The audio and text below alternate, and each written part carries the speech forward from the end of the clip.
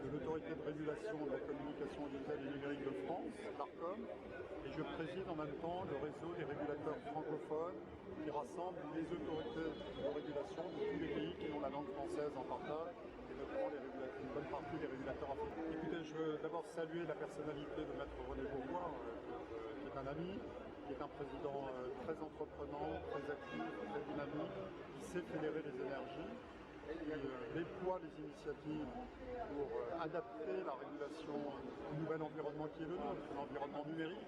On avait déjà eu des travaux ici à son initiative à Abidjan sur la régulation des réseaux sociaux, un appel d'Abidjan qui avait été lancé et des engagements que les grandes plateformes de réseaux sociaux avaient pu prendre. On a travaillé ensemble à l'appel que les chefs d'État ont prononcé à Villers-Cotterêts lors du dernier sommet de la francophonie qui s'est tenu en France. Et là, c'est une nouvelle initiative très heureuse pour réfléchir collectivement avec tous nos collègues africains et avec le partage de notre expérience en Europe sur l'intelligence artificielle, les progrès que l'intelligence artificielle représente, les risques qu'elle représente aussi, et la façon dont on peut d'un côté soutenir l'innovation, encourager le progrès que l'intelligence artificielle représente, mais aussi maîtriser les risques qu'elle peut comporter et donc imaginer une régulation de l'intelligence artificielle pour le continent africain. L'intelligence artificielle, c'est des outils qui partent de l'informatique qui permettent de traiter des données de masse. C'est donc des outils qui vont puiser sur Internet notamment des données qui sont publiques, des données qui sont sur la place publique et qui vont les traiter pour produire de l'information, produire de la création.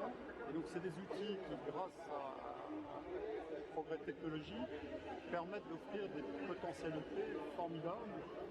Je pense en matière de santé, où les outils d'intelligence artificielle pourront demain faire des diagnostics à partir d'analyses qui sont faites sur les uns les autres, mais aussi dans le domaine de l'information pour les journalistes, aider à aller chercher des données, aider à les traiter pour les présenter de façon attrayante pour le téléspectateur ou l'auditeur, ou en matière de création.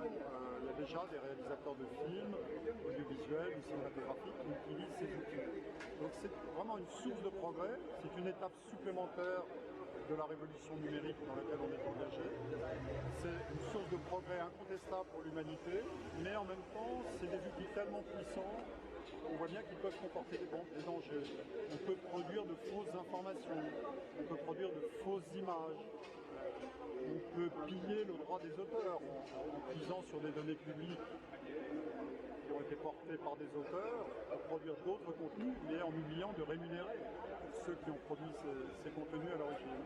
C'est pour ça qu'il est important de réfléchir à une régulation, préserver l'innovation, préserver le côté positif de ce progrès technologique et en même temps corriger ces excès qui peuvent menacer les publics.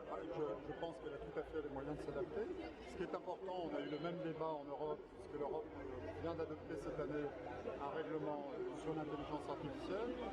On a bien vu, il y a des sensibilités dans chaque pays de l'Union, 27 pays membres de l'Union.